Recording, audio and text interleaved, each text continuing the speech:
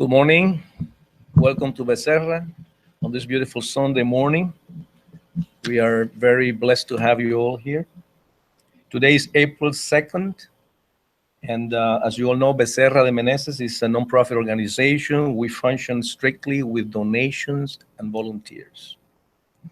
Our mission is to study spiritism and promote the practice of spiritual and material charity. Our telephone number is 305-477-4148. Our email is info@spiritist.com. And if you wish to look at our website, it's www.spiritist.com. As always, we would like to ask you to turn your phones on vibrate or turn them off and keep as quiet as possible as we are broadcasting live on youtube.com/Becerra Miami. Usually we do the announcements at the end, but this one is a special one, so we are showing it to you. We do need donations they help a lot to keep the doors open, so we will appreciate anything. Any donation is welcome. Thank you. Today we're going to be reading, as usual, from our Daily Bread, the book Our Daily Bread, that was written by Francisco Candido Javier. I believe it's his birthday today or yesterday. Today, and this book was written by him and was dictated by the Spirit of Emmanuel. We'll be talking about chapter 33. Let us also work. Men, why are you doing this? We too are only men, human like you. This is in Acts chapter 14, verse 15. The cries of Paul and Barnabas to this day resound amidst the faithful students. The Christian family quite often has desired to perpetuate the illusion of the inhabitants of Lystra. Lystra is a town where they used to preach. The missionaries of the Revelation do not possess privileges regarding the services they have to accomplish. The achievements that we could bring to mind as grace or special prerogatives only express a most profound effort on their part to learn and to put the teachings into practice together with Jesus. Christ did not find a doctrine involving gods and devotees, individually separated. He created a vigorous system of spiritual transformation for the supreme good, destined to all hearts thirsting for light, love, and truth. In the gospel, we perceive Magdalene dragging painful deceptions, Paul pursuing ideals of salvation, Peter denying the divine friend, and Mark battling in his own hesitations. But even at that point, we contemplate the daughter of Magdala renew and pursuing a redeeming path. The great persecutor converted into the glad tidings messenger, the fragile disciple being conducted to the spiritual glory, and the hesitant companion transformed into an evangelist for the entire human race. Christianity is the blessed fountain for the restoration of the soul for God. The errors committed by many apprentices stems from the idolatry in which they become involved around the valiant exponent of living faith.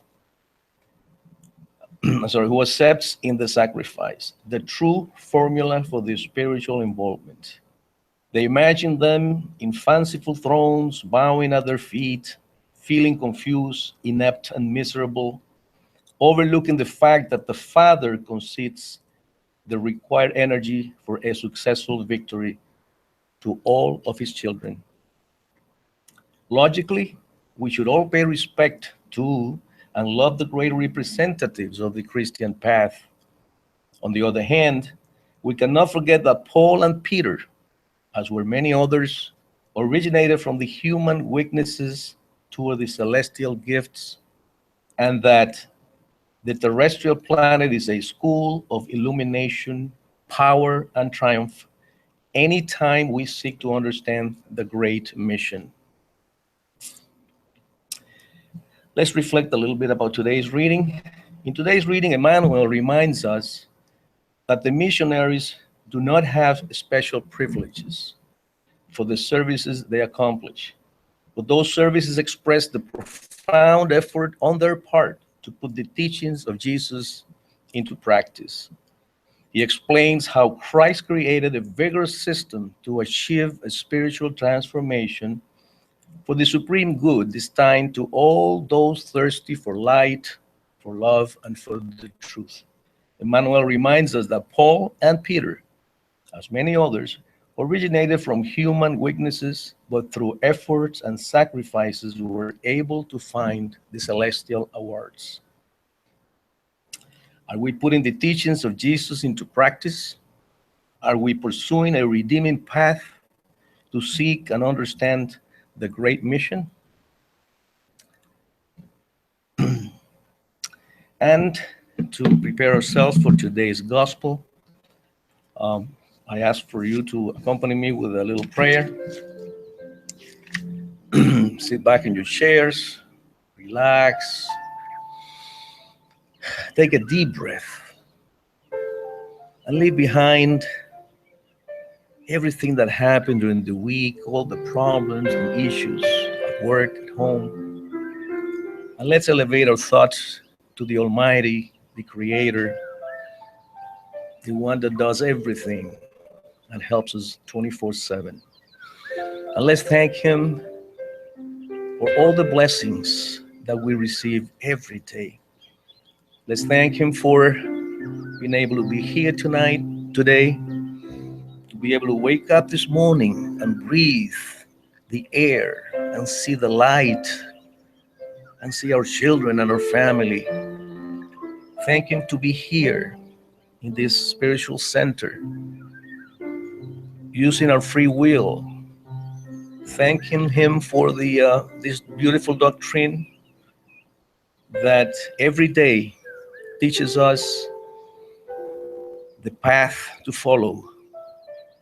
Let's thank Him for our family, our children, our friends, our food over our heads, and the food in our table.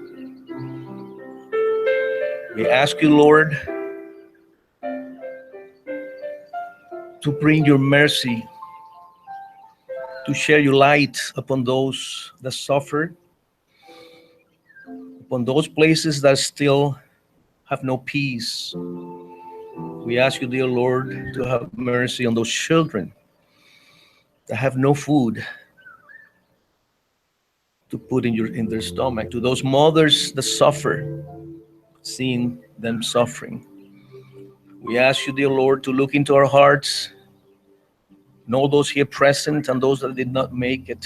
Look into their hearts and give them your love, your equilibrium, your peace. Once again, thank you, Lord. And we ask you to remain with us during now and ever, now and always. And to start today's gospel, we're going to ask you, dear Lord, a little prayer for our sister, Claudia Mellado, to put in her lips the right words and in our hearts the desire to listen and to learn. We ask you this, dear Lord, in the name of your Son, Jesus, so be it. Oops, sorry. Sometimes you get too involved. Today, gospel, she's gonna be talking about chapter 13. Do not let your left hand know what your right hand is doing. So we welcome our dear friend Claudia.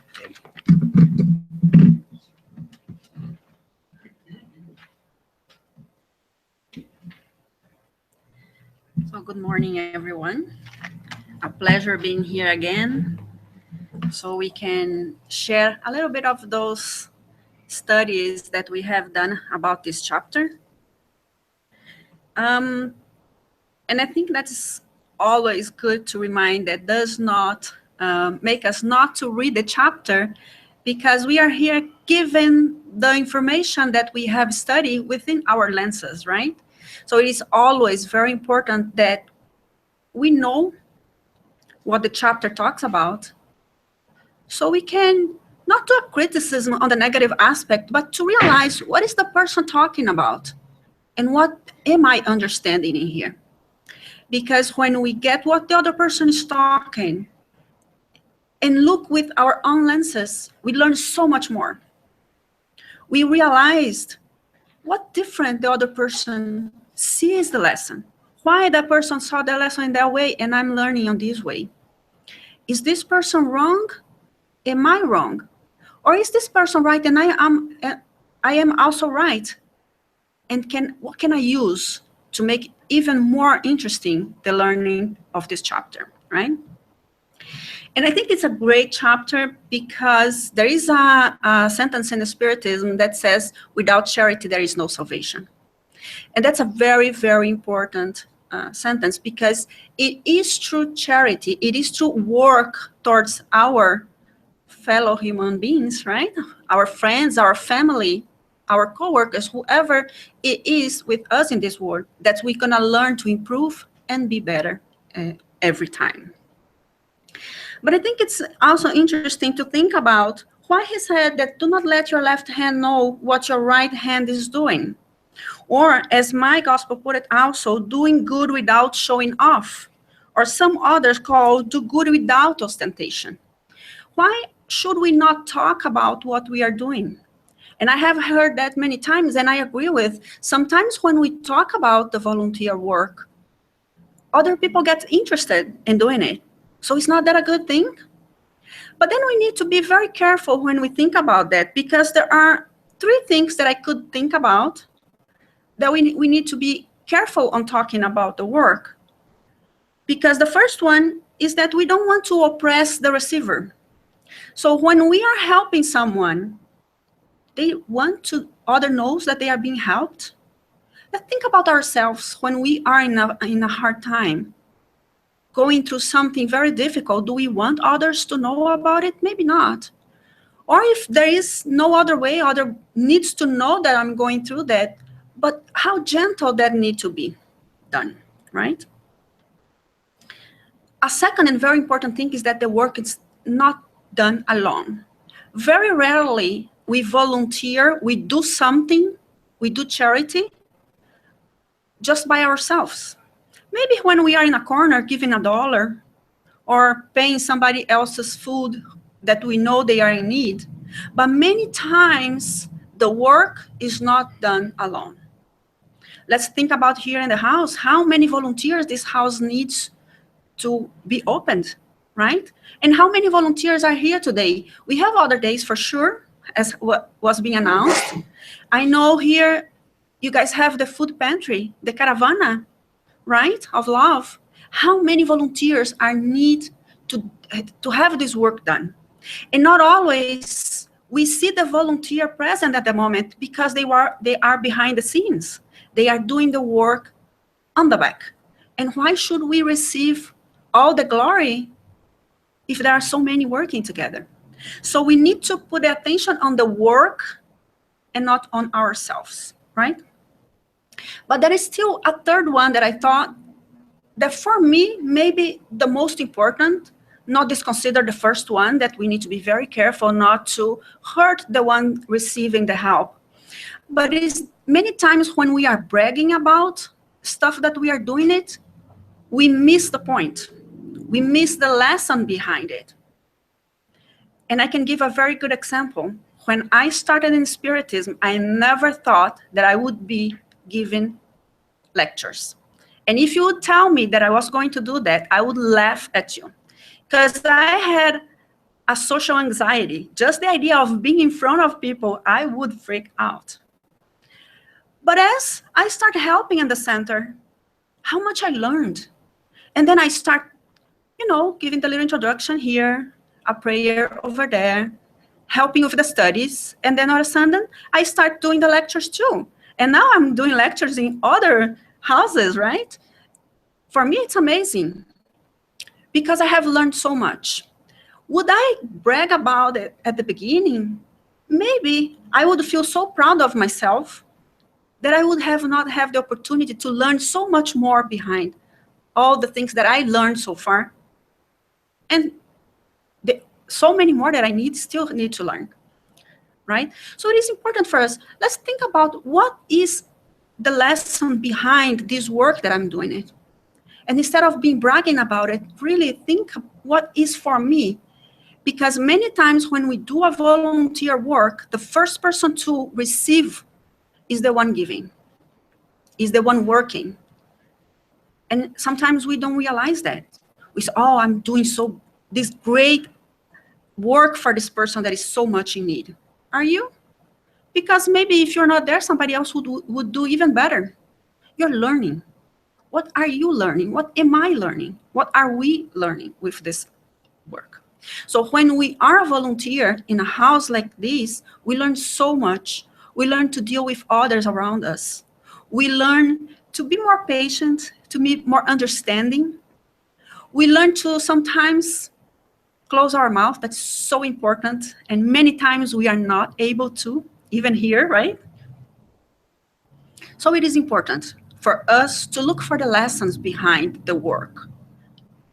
And so when we have to talk about the work, because maybe somebody else there could be profiting for this volunteer work as well, they will realize, wow, maybe I could be part of it too.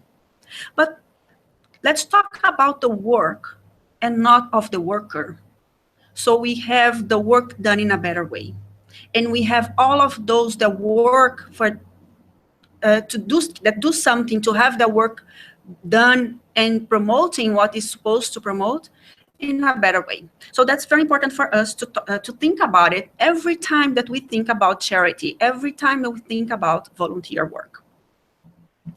But also, the gospel talked to us not only about all this work that we are invited to participate. The gospel also talked to us about the hidden misfortunes. Because if it is easy to see the big misfortunes, the big catastrophes going out there, and it's easier to work on something that we are being invited to work, how about those times when we are called, not with words, but with an eye of sadness and desperation? Or when something in our minds, in our heart tells us something is wrong in here. What can I do? Because those are the hardest ones. Tell us the gospel that when great calamities occur, human charitableness comes to the fore, and we see generous efforts to help repair the damages. But along with these very visible public disasters, there are also millions of private ones that go unnoticed. For many people suffer them in silence.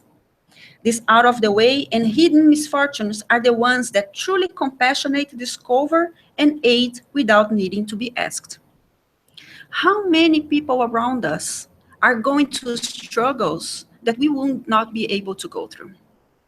Or maybe we could, and then that's a great opportunity to lend a hand and help the person on whatever it is that the person needs. Frequently, we don't see the misfortunes, those hidden misfortunes.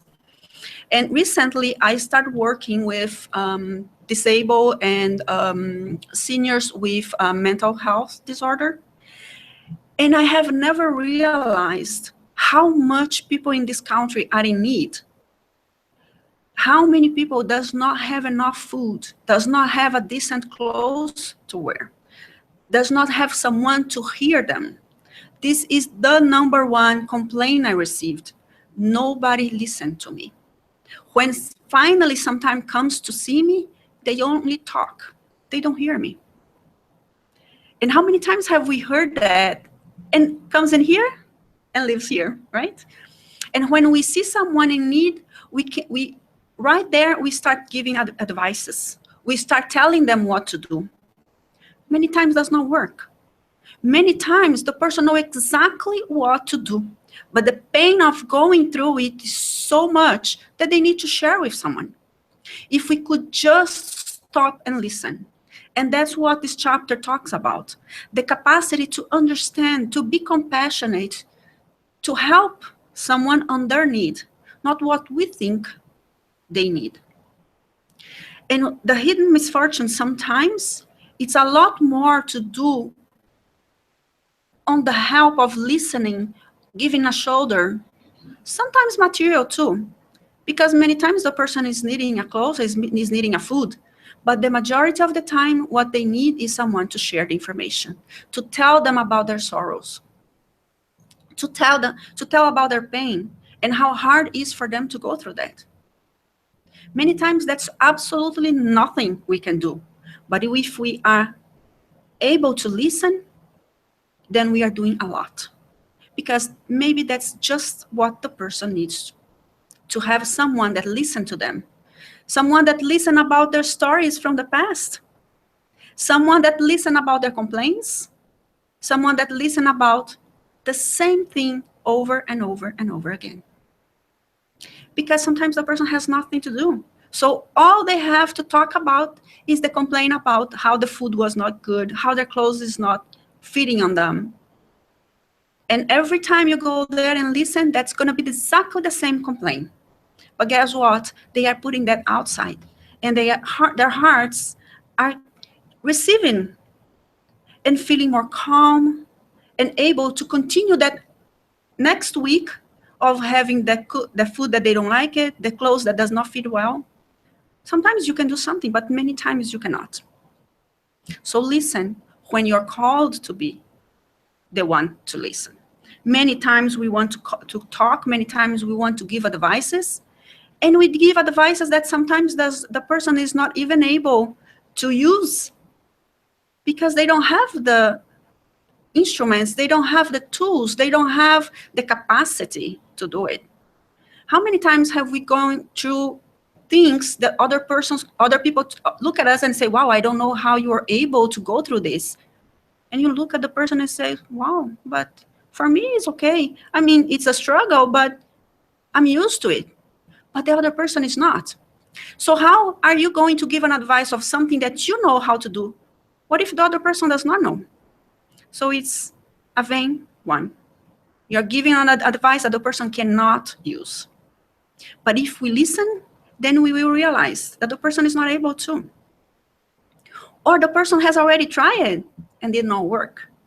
Or the person had tried it, worked, but you know what? Continue. The pain is still there. So what can be done, right? Sometimes listen is the only thing. This parable that Jesus tells us about the widow's mite, it is very important because it tells us when we think we are not able to do anything. And it tells us that Jesus looked up, saw the rich putting their gifts into the temple treasury. He also saw a poor widow putting in 2 very small copper coins. I tell you the truth, he said, this poor widow has put in more than all the others. All these people gave their gifts out of their wealth. But she, out of her poverty, put in all she had to live on. How many times we say, well, I'm struggling myself to make ends meet. But not every time are we being asked about material charity, material work, material help. The most important, as Jesus put it in here, is the one that we need to give from ourselves. And what is more important in our days than our time? Time is so hard to find, and yet, if we want to, we can. It is amazing that I read once about this lady that she looks for people to help in charitable events or works and whatever it is.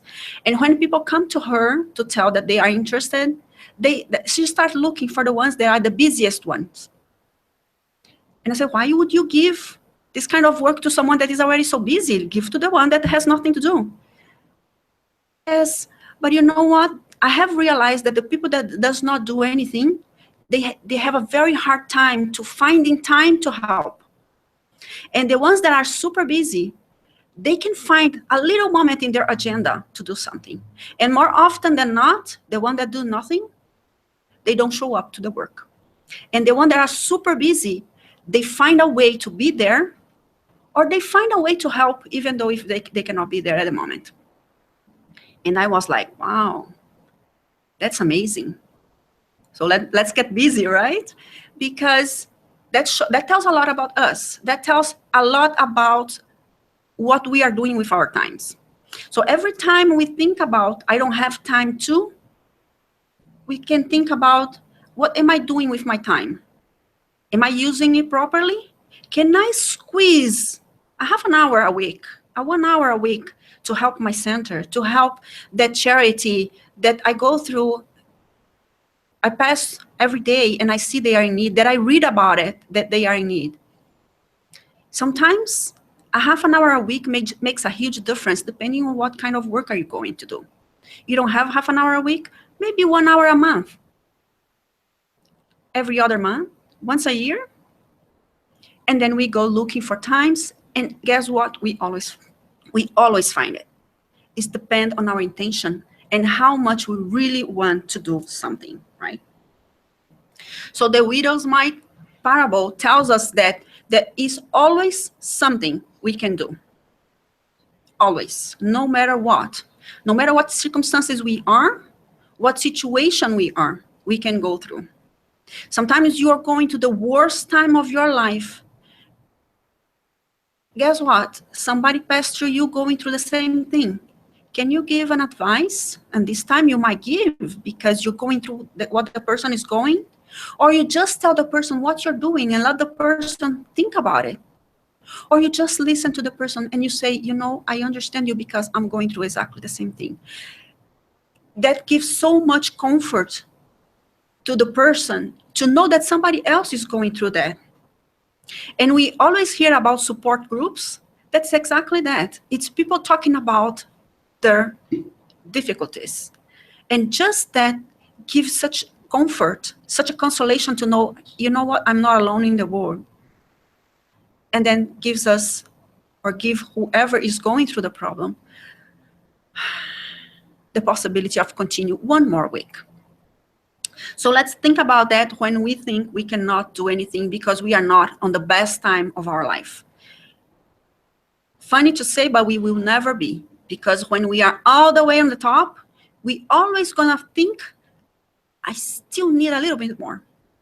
It's within us. If we don't have that, we're not gonna improve. We're not gonna evolve. So we will always want something else.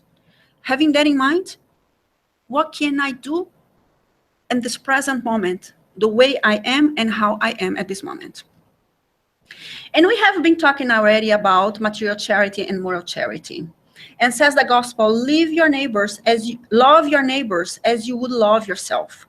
Because you know now that in rejecting even one unfortunate person, you might be sending away a brother, father, or friends from other times. If this turn out to be the case, imagine how truly terrible you will feel when you recognize that person again on reaching the spirit world. So here, another example why we should always look for a way to help. That person is someone dear to me and came in this such a hard life. What can I do?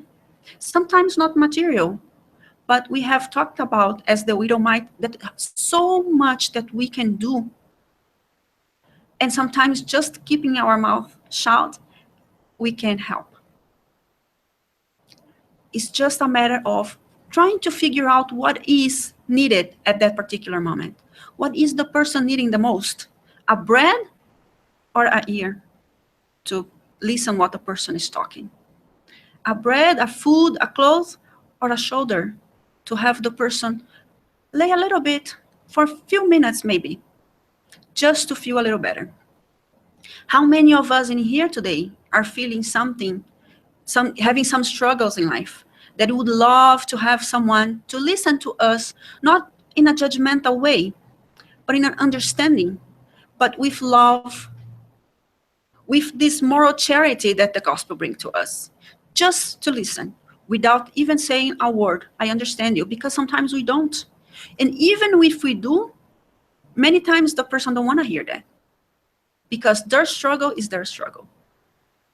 Is to feel comforted, feel that someone is listening to them without judging, without making a comment, oh, you can go through this. Sometimes the word you can go through this is necessary, but to learn when to say it, that's the mastery. That's when we have listened enough to finally say, you know what, I think you're strong enough to go through this.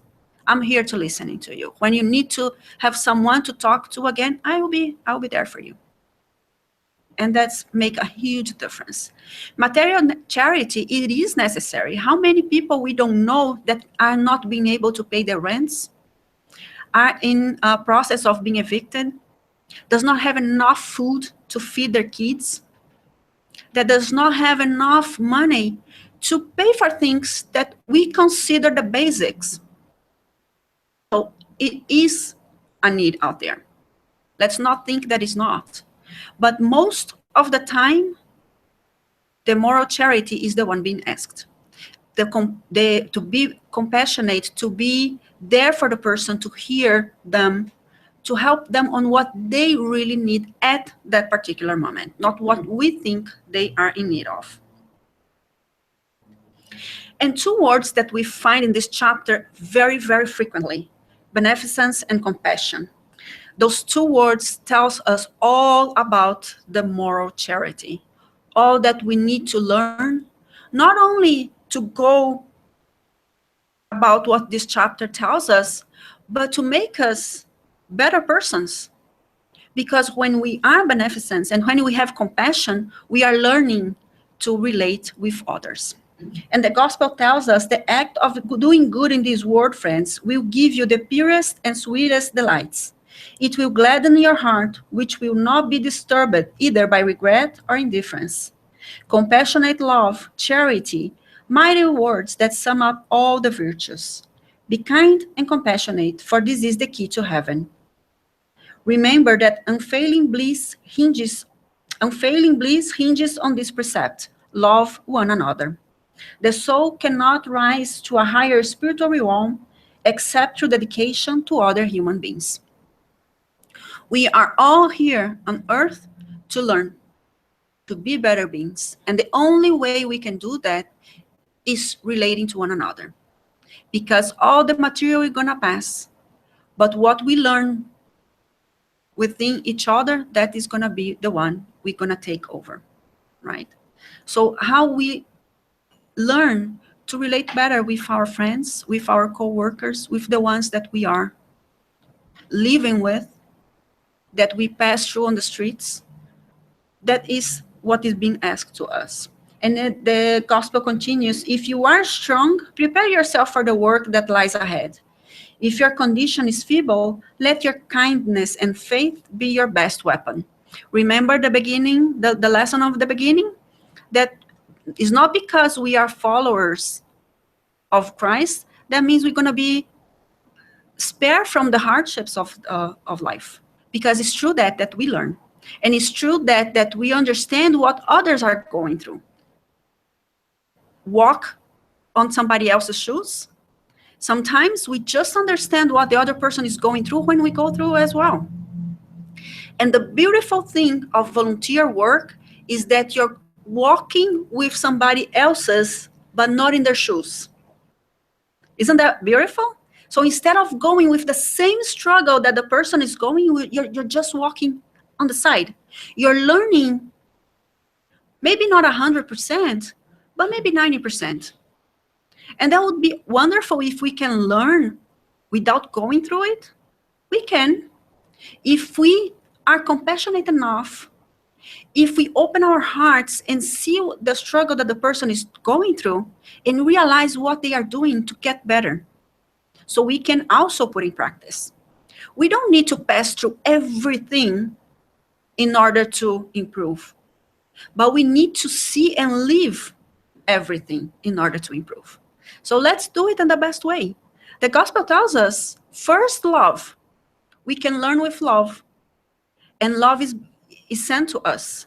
but many times we reject, and we prefer the pain. We prefer the suffering. Through volunteer work, we can learn so much, and it's the best way of learning a lesson because we are doing it without the pain that comes with it. So let's think about that, because if we don't, right there we are having a second idea, right? We are not doing for the sake of it. But if we know that we are here to learn and we want to learn something, then I think that's a good thing, a good second thought, because we are improving. We are working on ourselves to have to be better. And that's how we need to learn. And also the gospel continues telling us that feelings of compassion are the most important element of your spiritual progress because they help subdue your pride and selfishness. They predispose you towards humbleness of heart, goodness, and the love of others. Compassion is the feeling that moves you deeply inside whenever you see the suffering of a fellow human being. So when we are walking with that person that is struggling in life, and we feel for them, and we feel their pain, then that's compassion. That's when we understand the hardships they are going through, and we think about, how can I help? How can I really help them? And that makes all the difference. I found this message from Ch.XIII by the Spirit Emmanuel. It's entitled Charity. And I think that gives us a very, very good idea of what is this chapter talking to us about. Because once again, the material charity, the material charity is very important. But on our everyday life, what is asked from us is the moral one. Is the kind of help, is the kind of help that we can do when we are with others in the work, or here at the center, or out there on the street. Sometimes we think that if we do that huge work that is being done outside, oh, let me go give a Thanksgiving dinner, or let me go the Christmas dinner for all those that could not have. It's beautiful, but it's just twice a year. That's not enough. Because you know what? People are still hungry the rest of the year. They still need what they are going to do if they cannot even reach Thanksgiving.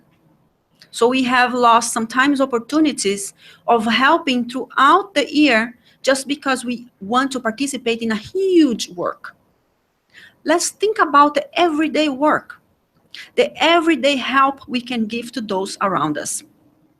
And this message tells us that charity is above all friendship with the person for what they need. For one who is hungry is a plate of soup. So if you have the stomach empty, you can talk about the beautiful things of life. You can talk about the beauty of the message of the Christ. And that's not going to reach. Because you know what? The stomach is talking a lot louder. For one who is sad, it is a consoling word. How many times, if we just could say, I'm here for you, and the person would feel better. For one who is evil, it is the patience that we must achieve to be of assistance. How hard that is. Us for the forgive our enemies. Maybe one of the hardest lessons Jesus left to us. Because it's easy to forgive a friend, to forgive someone that walk with us. But how hard it is to forgive the person that have done something wrong. And you know what? When we understand why the person think and do things the way they do, we will say, well, now I understand. I might not accept, but now I understand. If I could just have understood in the beginning, maybe I could have helped. And many times things happen because we have not helped in the beginning. For one who is desperate, it is heartfelt aid. For one who is ignorant, it is unpretentious teaching. And again, many times the advice is not what is asked. Because what you know how to do, the other person might not know. teaching that reaches the level of the person, that's the one being asked in here. For one who is ungrateful, it is to forget. For one who is ill, it is a personal visit. For the student, it is a learning opportunity. For the children, it's constructive support. It's a brotherly shoulder. For the antagonist, it is silence. How many times are we able to maintain in silence when someone is talking about absurdities? Sometimes we need to say things, but many times it's just a waste of time. And we are just making the voices louder without any help being actually done. For a friend, it is encouragement. For one who is misguided, it is understanding. It continues giving some other words, but for the sake of time, I put it the end of the message. Charity is love, is a never-ending and ever-growing manifestation. It is the sun of 1,000 faces, shining upon all. It is the genii, or the many genius, with 1,000 hands, aiding without ostentation in the work of goodness. Wherever you might be, among the just or the unjust, the good or the evil, happiness or unhappiness, wherever the Spirit of the Lord is present, perpetual clarity will be scattered for the benefit of the entire human race. Such a beautiful message explaining to us that we all can do something to make our times easier, better, and more happy. We might not reach the full happiness in here, but if we all work together, we can reach some peace of mind, some happiness. Working together, we can be stronger and we can be so much more than we are doing right now. I read a message yesterday. We are 7 billion people on Earth. Can you imagine if all the 7 billion work together to make this planet a better place? Would be amazing. Is that so impossible to reach? Seems to be. But if we start with ourselves, if we do what we think is the best, then maybe one day, maybe not the 7 billions, but we will reach close. But if we don't start, if we expect the other ones to start first, so what? How are we better than they are? Why would be us judging them if we are not able to do the same? So here, what Christ asks us is, do your work. Don't be spreading the words of what you're doing it. Just do it. Do for the sake of it. Do for your learning process. Do so the others will have a little bit of what you have. Or they can be helped. And who knows, maybe tomorrow you are the one in need. And maybe, just maybe, someone will reach a hand to you when you are the one in need. So let's ask God and the good spirits to be with us every day, ensuring that we have this compassion within us, this understanding, so we can lend our hands when we see the need and be open, because sometimes we are the one in need and we don't realize it. Have a good Sunday, everyone.